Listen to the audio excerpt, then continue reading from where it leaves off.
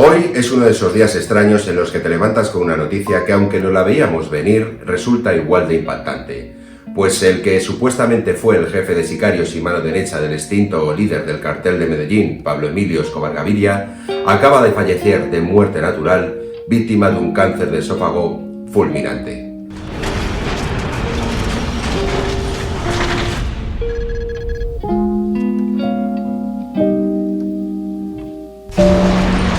No es ningún secreto decir que se ha vivido una ola durante los últimos años mediática referente a Pablo Escobar que ha sido brutal, es decir, una auténtica moda. Pablo Escobar ha pasado de ser un personaje histórico a convertirse en un mito, estando a la altura de personajes como Al Capone, Stalin. Bueno, fue sin duda el criminal civil más bestial del siglo XX, el más importante, sin duda alguna, ¿no? Colombia tuvo que sufrir durante los años 80 y parte de los 90 su bestialidad y brutalidad a través de lo que se llamó el narcoterrorismo y que ha dado pie a muchas situaciones como las que están ocurriendo en México, etcétera, etcétera. Lógicamente, debido a esta ola mediática, pues surgieron un montón de libros, documentales, entrevistas y testimonios referentes a Pablo Escobar y a todo lo que rodeaba al halo de misterio que tenía esta organización criminal conocida como el Cartel de Medellín. De todos estos personajes que sobrevivieron a Pablo Escobar, uno de ellos, y quizás uno de los más importantes, fue la de Popeye, ¿no? Que estuvo pagando cárcel durante 24 años debido a los crímenes que cometió. Se supone que Popeye mató a más de 200 personas de su propia mano, pero participó en un montón de asesinatos más, entre ellos el del líder del nuevo liberalismo, Luis Carlos Galán Sarmiento. Bien, Popeye salió de la cárcel en plena ola. Y esto le ayudó muchísimo a buscarse una profesión una vez salía de la cárcel. Vosotros tenéis que pensar que un criminal de estas características tiene dos opciones: o volver a delinquir, que es lo que mejor se le da, o buscarse la vida. Y Popeye tuvo la suerte de que encontró un filón en YouTube y en la parte digital, aparte de que salió, como ya digo, en plena moda de Pablo Escobar, y eso le valió pues un montón de entrevistas de diferentes países, incluso hizo películas, escribió libros y la cadena Caracol hizo una serie que por cierto estuve yo muy enganchado, que se llamaba Sobreviviendo a Pablo Escobar, basado en uno de sus libros, y aunque lógicamente tenía un halo de ficción y había ciertas cosas del libro que no se podía contar con pelos y señales,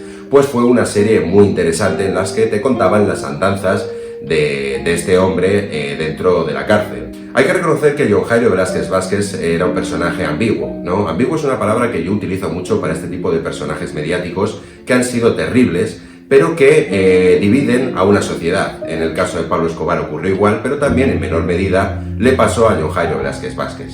Hay una parte de la sociedad que le ven como un héroe y que le admiran, y hay otra parte que le ven como lo que fue realmente, que fue un asesino despiadado y brutal. Cuando salió de la cárcel, él llevaba una máscara como que realmente estaba arrepentido de todo lo que había hecho. Y seguramente lo estuviera en cierto modo, pero yo creo que le podía más el orgullo de haber sido o haber participado en una organización como la de Pablo Escobar y haber estado cerca de él en todas sus andanzas. Con lo cual, yo realmente un halo de arrepentimiento real no lo vi, o al menos yo no lo entiendo, puesto que yo no he matado a nadie y soy una persona normal.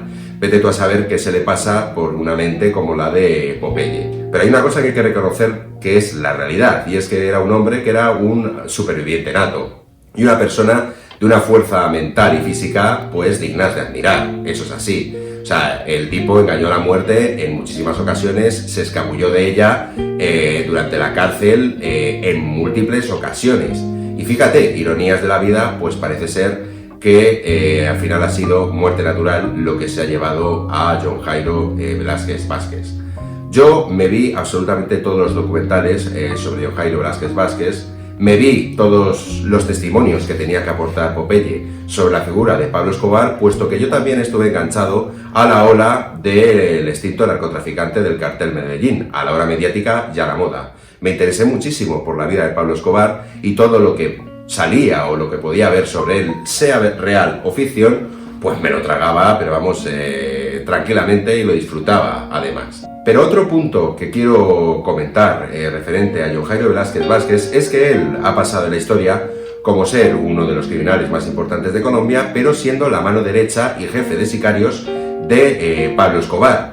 Algo que no me lo acabo de creer del todo o no está del todo comprobado.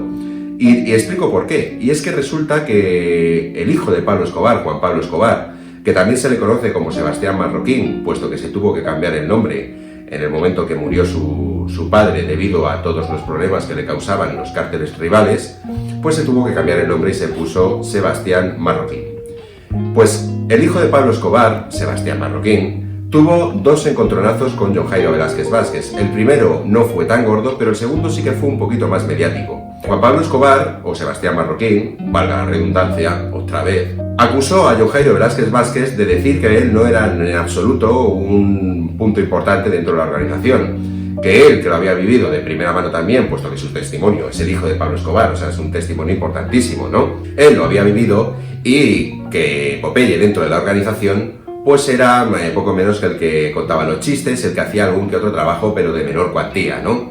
Lógicamente, Popeye no tardó en replicar a Juan Pablo Escobar lanzándole acusaciones bastante duras diciendo que efectivamente él de pequeño había participado en asesinatos y en una serie de crímenes. En fin, todo se quedó en el halo y luego al final pues parece ser que Juan Pablo Escobar se puso en contacto con Popeye para intentar terminar esta guerra mediática y así fue, ¿no? Luego los dos salieron hablando, diciendo de que no, que bueno, que fue un encontronazo y que se dijeron cosas que no eran realidad ni verdad y tal, ¿no? Pero bueno, ahí queda todavía el misterio de saber cuál fue realmente el papel real que tuvo Popeye dentro de la infraestructura del cartel de Medellín. Bueno, supongo que eso nunca lo sabremos.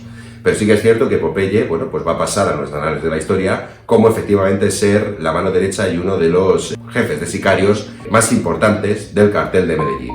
A Popeye se le hicieron muchísimas entrevistas y muchas muy interesantes en las que desvelaba secretos bastante importantes sobre cuestiones que se habían quedado pendientes dentro de los crímenes que había cometido Pablo Escobar o el cartel de Medellín en sí bajo las órdenes de Pablo Escobar.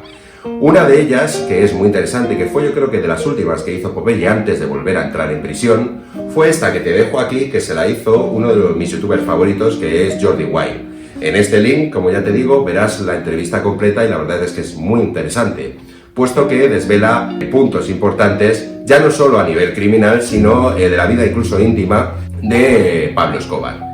Y eso, pues bueno, son documentos que quedan en la historia y que a todos los que nos ha interesado, que os interesa la vida de Pablo Escobar, pues son oro. Realmente son oro, son perlas, ¿no? Lo que está claro es que Popeye tenía don de gentes. Es una persona que si tú no hubieras sabido los crímenes que ha cometido, te parecería un tipo encantador, divertido y una persona que habla muy bien y de los que te enganchan sus historias. Además era una persona muy mediática, le encantaba estar delante de una cámara y contar sus anécdotas, porque vuelvo a repetir, no sé muy bien si realmente estaba o no arrepentido. Lo que está claro es que estaba orgullosísimo de haber pertenecido al cartel de Medellín y haber sido una figura importante dentro de la organización que había creado pues lo que hoy en día es un mito, y él pertenecía a ese mito. De hecho, él mismo decía que era la memoria histórica del cartel de Medellín, y en cierto modo es verdad, porque él vivió de primera mano la parte más oscura de la figura del que llamaban el patrón. Yo entiendo que muchos hermanos colombianos, a los que desde aquí mando un fuerte abrazo de verdad, estén pensando que esto ha sido un castigo divino. Es decir, Dios le ha mandado esta enfermedad terrible, prácticamente fulminante, para que compadezca rápidamente ante el Altísimo por todos sus crímenes. Bueno, es respetable totalmente. Yo, por ejemplo, soy agnóstico, no creo en Dios, o no creo en Dios o la figura del Dios que todos pensamos, pero creo que no. Yo creo que esto simplemente ha sido pues la propia naturaleza y que le ha llegado la hora. Quería dar mi opinión al respecto sobre este fallecimiento fulminante del que fuera pues bueno, uno de los personajes más importantes dentro del cartel de Medellín. He de decir que de Popeye me he visto prácticamente todo, he disfrutado muchísimo con su manera de hablar, con sus anécdotas, y he aprendido mucho sobre la figura y la organización de Pablo Emilio Escobar Gaviria. Y sin más, que más allá de los crímenes que haya cometido, ya los pagó con 24 años de cárcel y resulta que al final ha fallecido de muerte natural. Desde aquí dar mis condolencias a sus familiares y bueno, que descanse en paz.